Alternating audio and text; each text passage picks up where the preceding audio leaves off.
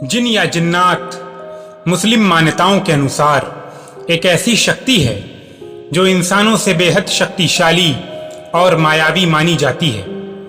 इसका जिक्र मुस्लिम ग्रंथों में भी है, लेकिन इनका अस्तित्व आज भी बहुत से लोगों के लिए संदेह का विषय है और यही संदेह जिन्नातों को रहस्यमयी बनाते हैं। ये ज्यादातर अदृश्य होते हैं और इंसानों के शरीर पर अपना कब्जा जमाने में सक्षम होते हैं।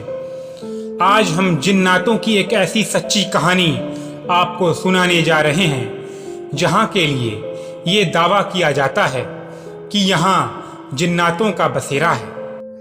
ये कहानी रुखसार और उसके शौहर जावेद की है, जो उत्तर प्रदेश के एक छोटे से गांव से दिल्ली रोजी रोटी के लिए जाते हैं और वहां पर वो पैसे बचाने के चक्कर में आबादी से दूर एक वीरान पड़ा हुआ घर किराए पर लेते हैं और वो बहुत खुश होते हैं। लेकिन उन्हें ये नहीं पता था कि ये खुशी जल्द ही मातम में बदलने वाली है। शुरुआत का एक हफ्ता तो बहुत खुशी खुशी बीता, लेकिन एक दिन जावेद अपने काम के सिलसिले में घर से बाहर गया था और रुखसार अकेले किचन में खाना बना रही थी। तभी रुखसार को ऐसा लगा कि छत पर कोई कूद रहा है। रुखसार ने सोचा कि हो सकता है कोई बिल्ली या कोई जानवर हो। रुखसार अनसुना कर देती है, लेकिन धीमे धीमे कूदने की आवाज बढ़ती जा रही थी और मानो ऐसा लग रहा था कि छत पर कई सारे लोग एक साथ कूद रहे हैं। रुखसार घबरा जाती है और छत पर जाती है, और जैसे ही रुखसार छत पर जाती है तो वो ये पाती है कि छत पर कोई भी नहीं है और छत पर एक छोटा सा कमरा था जिसका दरवाजा हिल रहा था और रुखसार को ऐसा लग रहा था कि जैसे अभी अभी कोई दौड़कर कमरे के अंदर भागा है। रुखसार भी कमरे के अंदर जाती है तो देखती है कि कमरे में कोई भी नहीं है।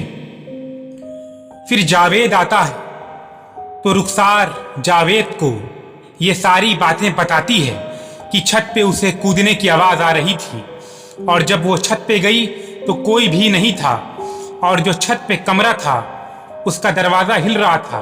वो सारी बातें जावेद को बताती है। जावेद सुनकर हंसने लगता है और कहता है कि रुखसार, तुम्हें जरूर कोई गलत फहमी हुई है। इस घर में हम दोनों के अलावा और कोई नहीं रहता और ये घर आबादी से भी बहुत दूर है। रुखसार को भी लगता है कि हो सकता है ये मेरा वहम हो। फिर एक दिन जावेद काम के सिलसिले में एक हफ्ते के लिए दिल्ली से बाहर गया हुआ था। रुखसार घर में एकदम अकेले थी। रुखसार रात को नहाती है और खुशबू लगाकर छत पे जाती है अपना बाल सुखाने के लिए। रुखसार अपना बाल सुखा ही रही थी कि उसे लगता है कि कोई कमरे में से उसे झांक कर देख रहा है। रुखसार कमरे की तरफ जाती है तो देखती है कि एक छोटा सा बच्चा कमरे के अंदर बैठकर रो रहा है।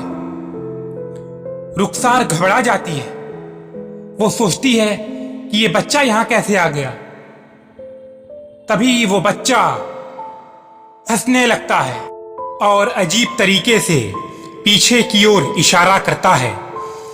जैसे ही रुखसार उस इशारे की वजह से पीछे देखती है तो वो पाती है कि एक दो जिन्नात नहीं बल्कि 40 जिन्नात उसके पीछे खड़े हैं।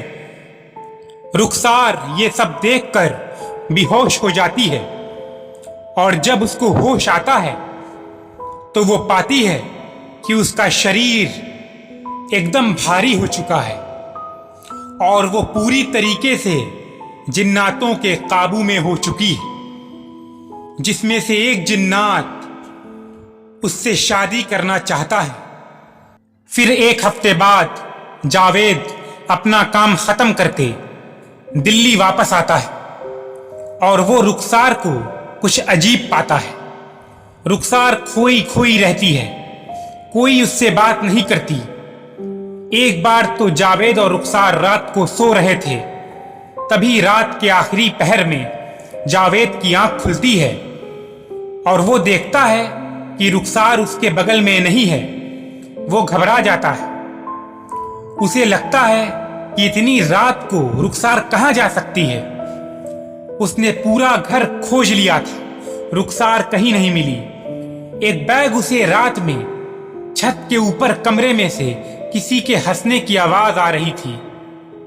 वो छत पे जाता है और जैसे ही छत का कमरा खोलता है तो वो देखता है कि रुखसार किसी से हंस हंस के बातें कर रही है। लेकिन ताज्जुब की बात यह थी कि सिर्फ वहां रुखसार अकेले थी और रुखसार के साथ कोई भी नहीं था। तो जावेद ये सोचता है कि आखिर रुखसार किससे बात कर रही है, क्योंकि जावेद एक धार्मिक मुस्लिम परिवार से था। तो उसे इस बात का अंदेशा हो गया कि यह जरूर कोई शैतानी मामला है। अगली सुबह जावेद एक मौलाना साहब को अपने घर लेकर आता है। मौलाना साहब जैसे ही घर के अंदर दाखिल होते हैं, उन्हें यह तुरंत समझ में आ जाता है कि इस घर पर जिन्नातों का बसेरा है। और वो जैसे रुखसार को देखते हैं तो उन्हें यह बात भी पता करने में जरा भी देर नहीं लगती कि रुखसार के जिस्म के अंदर 40 जिन्नातों का साया है, जिसमें से एक जिन्नात तो रुखसार से शादी करना भी चाहता है। मौलाना साहब जावेद से कहते हैं कि हमें जल्द से जल्द कुछ ना कुछ करना होगा, नहीं तो ये जिन्नात रुखसार को लेकर अपनी दुनिया में चला जाएगा। जावेद बहुत परेशान हो जाता है। मौलाना साहब जावेद से कहते हैं कि कुछ भी हो जाए, जब तक मैं वापस ना आऊं, रुखसार को अकेले मत छोड़ना। जावेद दिन भर रुखसार के साथ ही रहता है। फिर काली अंधेरी रात आती है तो जावेद सोने चला जाता है और जैसे ही उसकी आंख खुलती है वो पाता है कि रुखसार कहीं भी नहीं है। वो सारा घर, सारी छत छान मारता है, लेकिन उसे रुखसार कहीं नहीं मिलती। तो वो घबराकर मौलाना साहब के पास जाता है और मौलाना साहब उससे कहते हैं कि मैंने तुम्हें मना किया था ना कि उसको अकेले मत छोड़ना। फिर जावेद परेशान होकर पुलिस में कंप्लेन करता है। लेकिन आज इतने साल बीत चुके हैं, लेकिन आज भी रुखसार का कोई पता नहीं चल पाया। कहा जाता है कि वो खौफनाक जिन रुखसार को अपने साथ शादी करके अपनी दुनिया में लेके चला गया। और ये भी कहा जाता है कि हर जुमेरात की रात को उस घर से रुखसार और किसी जिन्नात के हंसने की आवाज आती है।